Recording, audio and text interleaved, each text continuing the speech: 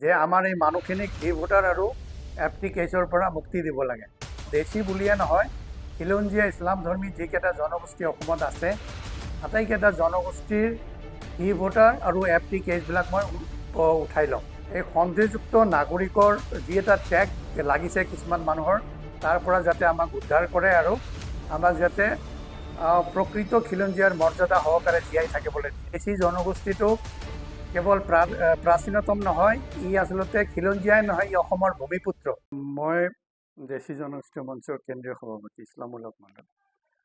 আমি যোৱা 9 তাৰিখে বিজনীত অসমৰ মাননীয় মুখ্যমন্ত্ৰী ডক্টৰ হিমন্ত বিশ্ব শৰ্মা ডাঙৰীয়াক লগ কৰিছিলোঁ আৰু তেখেতক দেশী জনগোষ্ঠীৰ মানুহখিনিৰ কিছুমান জ্বলন্ত সমস্যা লৈ এখন স্মাৰক পত্ৰ অৰ্পণ কৰিছিলোঁ তেখেতৰ হাতত।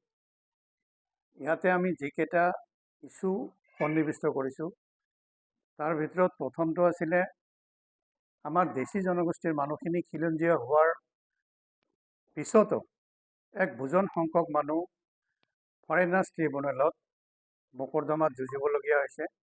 সিহঁতে জমৰ যাতনা ভুগি আছে।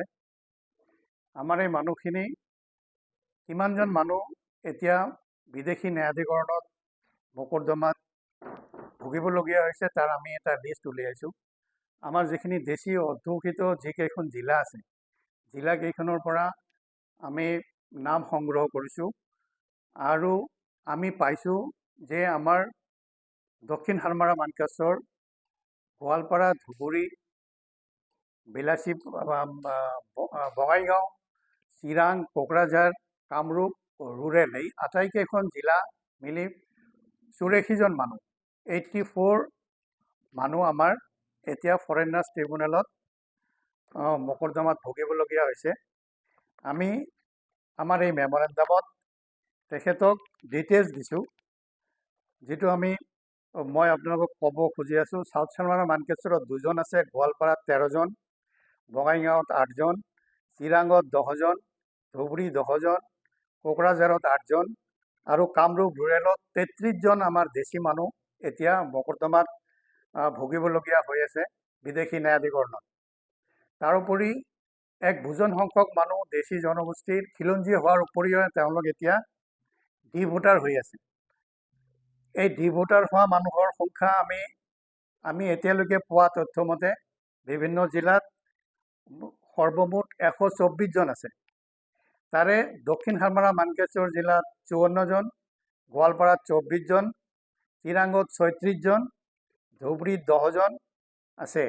এই মানুহখিনিক আমি মুখ্যমন্ত্ৰী ডাঙৰীয়াক আহ্বান জনাইছিলোঁ, তেখেতৰ ওচৰত দাবী জনাইছিলোঁ যে আমাৰ এই মানুহখিনিক ডি ভোটাৰ আৰু এফটি কেছৰ পৰা মুক্তি দিব লাগে। আৰু মই আপোনালোকক জনাই সুখী যে তেখেতে প্ৰথম এক কথাতে আচলতে তেখেতে মানি লৈছে আৰু কৈছে যে কেৱল দেশী বুলিয়ে নহয়, খিলঞ্জীয়া ইছলাম ধৰ্মী যিকেইটা জনগোষ্ঠী অসমত আছে, আটাইকেইটা জনগোষ্ঠীৰ ডি ভোটাৰ আৰু এফটি কেছবিলাক মই উঠাই ল'ম। গতিকে এই চেগতে মই আমাৰ মাননীয় মুখ্যমন্ত্ৰীক ধন্যবাদ জ্ঞাপন কৰিব খুজিছোঁ আৰু আমি আশা ৰাখিছোঁ যে আমাৰ এই মানুহখিনিক এই সন্দেহযুক্ত নাগৰিকৰ যি এটা টেগ লাগিছে কিছুমান মানুহৰ, তাৰ পৰা যাতে আমাক উদ্ধাৰ কৰে আৰু আমাক যাতে প্ৰকৃত খিলঞ্জীয়াৰ মৰ্যাদা সহকাৰে জীয়াই থাকিবলৈ দিয়ে। আমাৰ দ্বিতীয় যিটো ইছ্যু আছিল সেইটো হ'ল গোৱালপাৰা জিলাৰ ৰংজুলি ৰাজহ চক্ৰৰ অধীনত।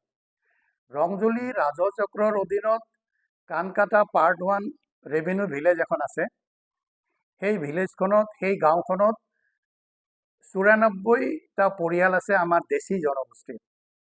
তাৰে অধিকাংশ পৰিয়ালে উচ্ছেদৰ জাননী পাইছে।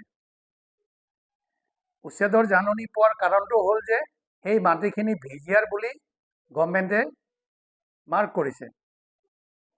আচল কথাটো হ'ল যে এই মানুহখিনি, এই 94টা ফেমিলি আচলতে গোৱালপাৰা জিলাৰে বিভিন্ন ঠাইৰ পৰা ব্ৰহ্মপুত্ৰ গৰাখহনীয়াৰ ফলত ভাৰত